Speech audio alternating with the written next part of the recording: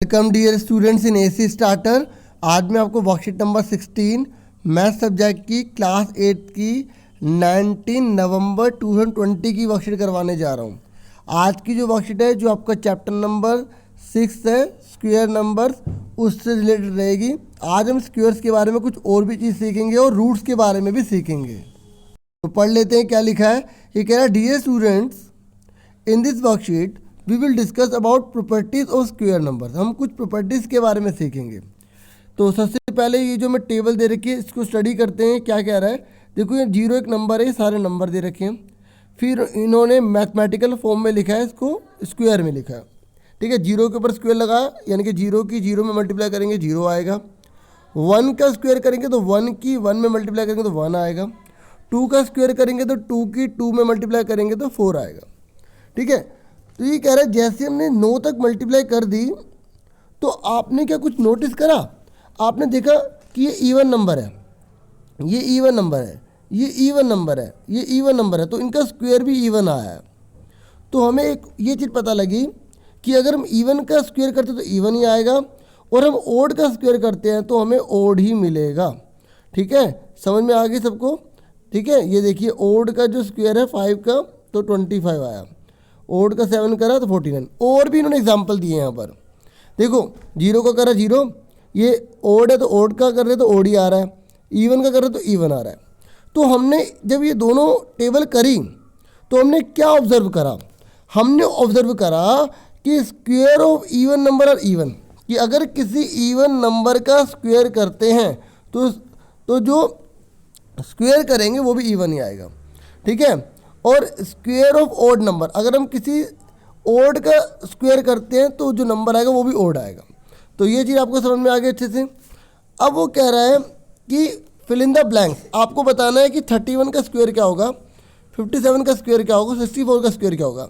तो स्क्वायर निकालने के लिए आपको क्या करना पड़ेगा, 31 की 31 में मल्टीप्लाई करोगे आपका आंसर आ जाएगा। ऐसे ही 57 की 57 में मल्टीप्लाई करोगे आपका आंसर आ जाएगा। ठीक है, तो ये आंसर मैंने कर रखे, एक बार दिखा देता हूँ। ठीक है, तो आप इस तरीके से आंसर लिख देना, स्क्वायर ऑफ 31। ठीक है, अब मैंने 31 की 31 में मल्टीप्लाई करके तो नहीं दिखाई, लेकिन सीधा आंसर लिख दिए हैं ताकि आप एक बार टैली कर लें, क्योंकि मेरा मेन मकसद आपको अंडरस्टैंडिंग देने का है। ठीक है, अगर आप रोड लर्निंग करोगे तो फिर बेकार बात हो जाएगी। ठीक है, आप सीखो और मैथ कर लो।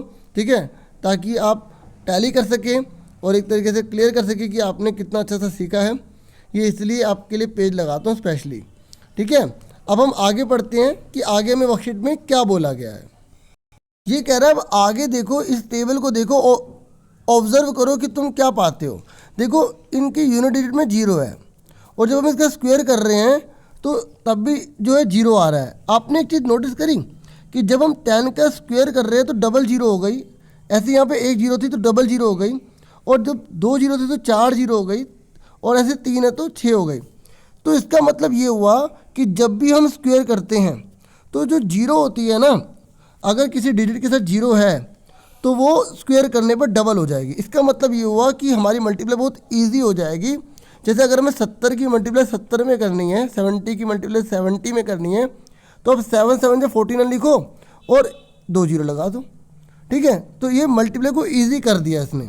ठीक है, और आपको ये चीज़ समझ में भी आ गई होगी कि जब हम किसी 0 वाले की मल्टीप्लाई करते हैं, मतलब स्क्वायर करते हैं, तो वो 0 डबल हो जाएगी। ठीक है, अब हम एक नया फैक्ट पढ़ने जा रहे हैं कि क्या आप ये बता सकते हैं कि अगर 2 लगातार नंबर जो स्क्वायर वाले हैं, कंसेक्यूटिव है, कंसेक्यूटिव मतलब लगातार, तो उनके बीच में कितने नंबर होंगे जो स्क्वायर नहीं है, जो नॉन स्क्वायर है। पता है कैसे पता लगाएंगे, देखो आप ये देखिए, यहाँ आ जाइए, पहले ये नंबर दे रखे हैं, आप 4 और 1 के बीच में बताओ कि कौन कौन से नंबर जो स्क्वायर नहीं हो सकते। जैसे 2 3 2 जने हैं, ऐसे 9 और 4 के बीच में बताइए कौन कौन से नंबर जो परफेक्ट स्क्वायर नहीं है। कौन है, 5 6 7 8। तो अगर हम ऐसे गिनने लगेंगे, 16 में से 9 गिनेंगे तो ऐसे 16 10 11 12 13 ऐसे लिखने लगेंगे तो कितना टाइम लग जाएगा। तो ये कह रहा है कि इसका भी एक पैटर्न होता है। जैसे 0 और 1 है, इसके बीच में अगर हमें नंबर पता लगाने हैं तो हमने इसमें से घटा के, मतलब स्क्वायर में से घटा के 1 कम कर देना है, तो इसके बीच में कोई नंबर नहीं है। ऐसे 1 और 2 के स्क्वायर के बीच में पता लगाना है तो आपको क्या करना है, जो आपका स्क्वायर है उसको घटा के एक कम कर देना है। अभी भी समझ नहीं आया तो मैं आपको यही एग्जांपल देके बताता हूँ। यहाँ देखिए ये 16 लिखा है, ये 9 लिखा है, तो अगर मुझे पता लगाना है कि इसके बीच में कितने नंबर हैं जो नॉन परफेक्ट स्क्वायर है, तो आप 16 में से 9 को घटा के एक कम कर देंगे। तो 16 में से 9 गए, कितने बचे आपके 7, एक कम कर दिया, बचे कितने 6। अब चेक कर लो कि 16 और 9 के बीच में 6 है या नहीं। देखो 10, 11, 12, 13, 14, 15, गिनो 1 2 3 4 5 6, तो 1 2 3 4 5 6, तो 6 ही आ रहा ना। तो ये आपको समझाने की कोशिश कर रहा है कि लगातार होने चाहिए। जैसे 9 और 16 के बीच में ये सब नंबर हैं, अभी समझाया था ना, तो कितने आ रहे हैं 6 आ रहे हैं। समझ में आ गई। तो ऐसे ही आप कोई से भी बता सकते हो। अब आपसे 2 क्वेश्चन पूछे गए हैं, तो ये भी मैंने पेज पे कर रखे, पहले समझ लो फिर अपने आप करके मैच कर लेना। ये कह रहा है right unit place digit of the square number, आपको इसकी यूनिट डिजिट पता लगानी है, ठीक है। और थोड़ा ये भी देख लेना कि लिखते कैसे हैं। तो देखो इसका ना यूनिट डिजिट आपको पता लगाना है, इसका स्क्वायर।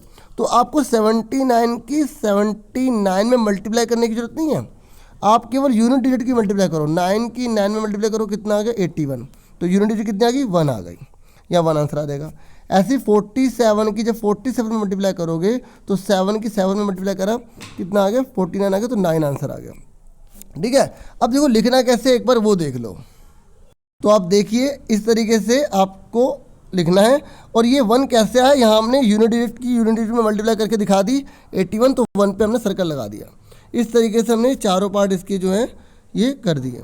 ठीक है, समझ में आ गई, क्लियर हो गया। तो अगर हमें किसी स्क्वायर करना है किसी यूनिट डिजिट को, मतलब हमें किसी नंबर के स्क्वायर की यूनिट डिजिट पता लगानी है, तो यूनिट डिजिट की यूनिट डिजिट में मल्टीप्लाई करके पता लगा लेंगे।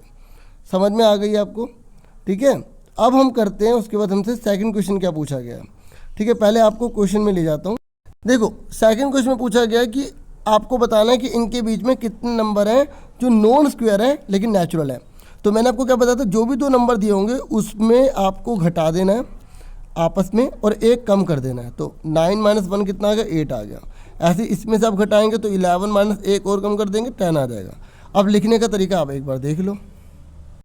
ठीक है, तो ये तो पहला वाला था ना, अब सेकंड में आप देख लीजिए इस तरीके से। तो वही करना है। देखो 25 - 16 करा, 9 - 1 कम कर दिया 8 आ गया।